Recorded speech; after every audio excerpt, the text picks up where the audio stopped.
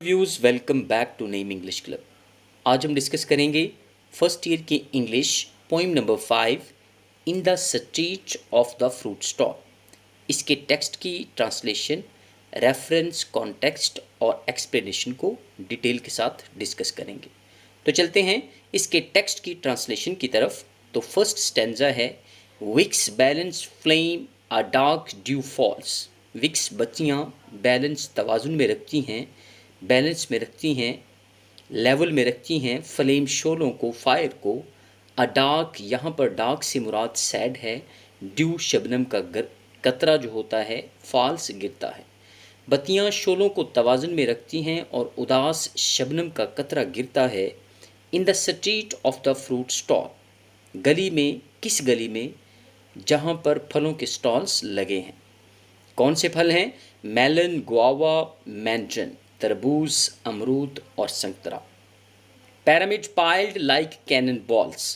Pyramid triangular form को कहते हैं, पाइल्ड ढेर को कहा जाता है, हीप जिसको कहते हैं, कैनन बॉल्स गोलियों की तरह, गोलों की तरह, तोप के गोलों की तरह। ये तकोन की शक्ल में इस तरह जुड़े हुए हैं जिस तरह तोप के गोले जुड़े होते हैं। ग्लो रेड, चमकते हैं, सुर्ख, hot, shine, gold hot from with in. इनके अंदर से चमक निकलती है, किस रंग की?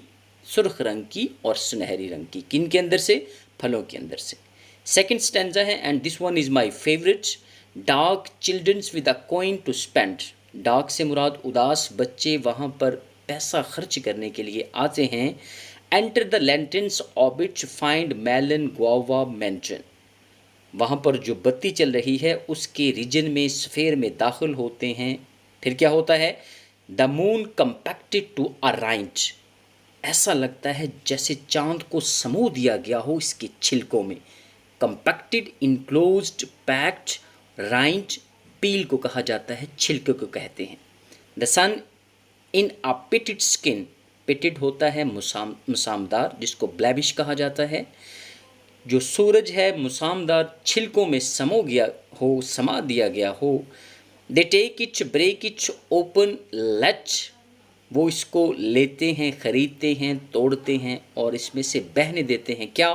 थर्ड स्टेंजा है, अ गोल्ड और सिल्वर फाउंटेन वेट। सुनहरी चांदनी कलर का जो फ्लो होता है जूस का, वो तर कर देता है। वेट, मोइस्ट, ड्रेंच्ड, तर कर देता है किनको? माउथ, फिंगर्स, चीक्स, नोज, चिन। मुंह को, उंगलियों को, ठोड़ी को, नाक को और गालों को। किनकी? बच्चों की। रेडिएंट, शाइनिंग जिसको कहा जाता है, spark, as lanterns they forget. इस तरह चमकते हैं जैसे लैंटर्न चमकती है। फिर क्या होता है? वो भूल जाते हैं। कौन? बच्चे भूल जाते हैं। The dark street I am standing in. उदास गली जिसके अंदर मैं खड़ा हूँ। असल में इस पोइम के पीछे एक बैकग्राउंड है वॉर का। बताना ये चाहता है कि ये जो राइटर है उसने जो जंग का पसे मंज़र लेकर आता है। उदास गली है, अंधेरे वाली गली है, और जब वो रोशनी में आता है, होप में आता है, इंजॉय में आता है, तो बताना ये चाहता है कि जो वो जंग थी उसका असर देर पा रहा और इसके ऊपर तारी रहा। हाँ, वो खुशियाँ देखने के बाद भी उन असरात को भूल नहीं पाया।